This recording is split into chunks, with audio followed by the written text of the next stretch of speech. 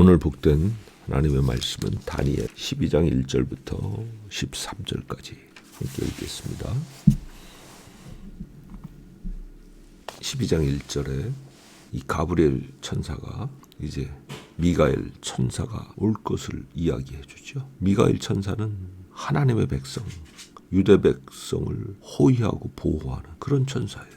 그럼 우리는 미가엘 천사가 오면은 이 백성이 괜찮아지겠다 그런 생각이 들잖아요. 그런데 이어지는 가브리엘 천사의 말은요, 또 환란이 있을 거다. 그리고 그 환란이 어느 정도의 환란이냐면 개국 이래로 그때까지 없던 환란일 것이다. 우와, 아니 여태까지도 힘들었는데 안티오쿠스 에피파네스 4세 같은 미치광이 황제 때문에 말할 수 없는 고통을 당하고 많은 사람들이 순교했는데 그 전쟁의 과정에서 마카비 형제를 따르던 많은 사람들도 죽었는데 그거와는 비교도 할 수 없는 그런 엄청난 환란의 시기가 온다라는 예언을 주는 거죠. 이 부분을 읽으면은 숨이 막히는 것 같아요. 그런데 거기에 바로 이어지는 12장 1절 뒷부분 말씀은요, 우리에게 소망을 주죠. 그때 내 백성 중 무릇 책에 기록된 모든 자가 구원을 얻을 것이라. 하나님 앞에 기록된 믿음의 사람들은 하나님이 그 모든 어려움에서도 구원하신다. 자, 다니엘은요, 이 말이 이해가 잘 되었을 거예요. 다니엘은 정말 최악의 시기를 살았잖아요. 민족이 망하고 하나님의 성전이 파괴되고 자기네들은 먼 이방 땅 바벨론으로 끌려와서 살아야 하는 신세가 되었어요. 여러 번 죽음의 고비를 넘겼죠. 다니엘의 세 친구는 불 속에 던져지기까지 했어요. 다니엘은 사자굴에 던져지기까지 했어요. 그런데 살았어요. 자, 여기 책에 기록된 모든 자가 구원을 얻을 것이라. 사실 이 말씀은요, 요한계시록 7장 1절부터 4절을 함께 읽으면 이해가 좀 더 잘 돼요. 거기 보면요, 14만 4천 명의 사람을 천사가 와서 그들의 이마에 인을 치죠. 이마에 표시를 한다는 뜻이에요. 근데 그 표시를 왜 하느냐?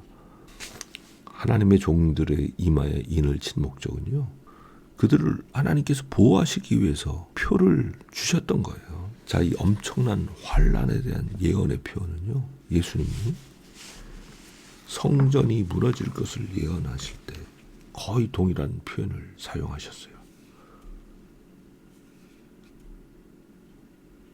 마태복음 24장 21절에 보면 이는 그때 큰 환란이 있겠음이라. 창세로부터 지금까지 이런 환란이 없었고 후에도 없으리라. 엄청난 환란이 있을 것을 말씀하세요. 그런데 22절을 읽으면 소망이 생기죠. 그날들을 감하지 아니할 것이면 모든 육체가 구원을 얻지 못할 것이나 그러나 택하신 자들을 위하여 그 날들을 감하시리라. 택하신 자들을 보호하고 지키시기 위해서 환란의 날조차도 줄여주신다는 거죠.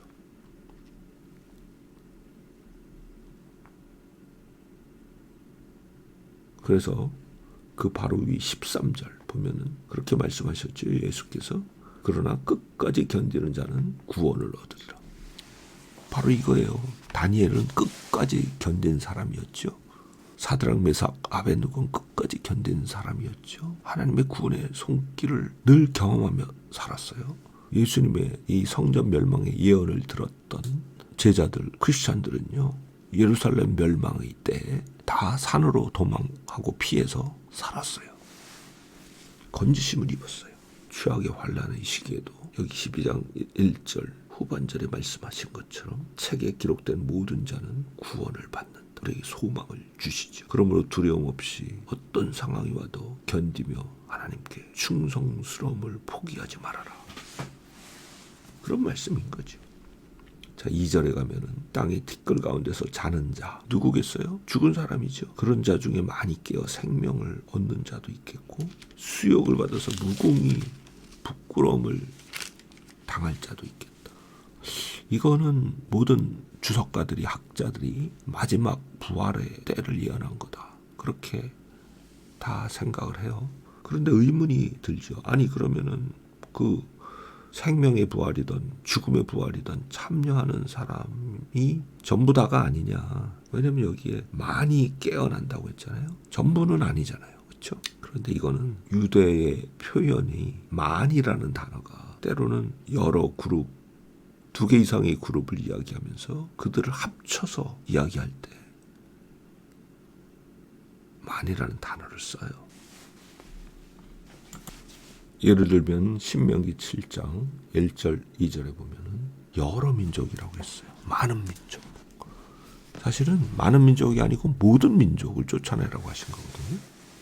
만인은 모든의 의미로 쓰이는 때가 있어요. 여기 12장 2절에서도 땅의 티끌 가운데 자는 자들은 다 깨어나는 거예요.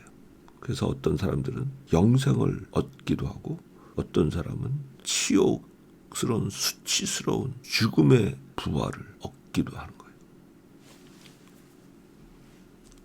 이 마지막의 모습을 다니엘에게 계시해 주는 거죠. 그런데 3절에 놀라운 희망적인 이야기를 하죠. 지혜 있는 자는 하늘의 빛과 같이 빛난다. 많은 사람을 옳은 대로 돌아오게 하는 자, 즉 하나님의 긍휼의 품 안으로 인도하는 자는 별과 같이 영원토록 비칠 것이다. 그렇게 살으라는 거예요. 그렇죠? 이런 환난의 시기가 와도 주께서 너희를 건지실 것이다. 그리고 많은 자를 빛 가운데로 인도하라. 의인은 영원한 생명의 부활을 얻게 될 것이다. 그러므로 다니엘, 너 낙심하지 말고 두려워하지도 말고 지금까지 살아왔던 것처럼 살아가라. 그 이야기를 천사가 하는 거죠. 그런데 4절부터는 사실 알기가 어려운 내용들이 있어요. 마지막 때까지 이 말을 간수하고 이 글을 봉함하라. 사람들이 알지 못하도록 최소한의 것만 알려주고 마지막 때 하나님의 계시가 열릴 것을 이야기하죠. 자, 그 뒤에 5절부터 보면은 거기서 또 사람들이 많이 해석하기 어려워하는 구절이 나오죠. 7절 후반절에 한때, 두때, 반때를 지나서 성도의 권세가 다 깨어지기까지 그렇게 될 거다. 이게 무슨 뜻이냐 도대체. 일정한 시기 동안에는 그런 어려움이 있을 것이고 성도들이 지는 듯이 보이는 시기도 있을 것이다. 사실 그렇게 이해하면 돼요. 그리고 11절 12절에 보면 또 1290일 1335일 이거 가지고 사람들이 온갖 계산을 다 해봤어요. 실제로 역사 속에 사건들을 연결해보고. 자, 성공한 사람이 있었을까요? 없어요. 이거는 상징적인 숫자로 이해를 해야 돼요. 결국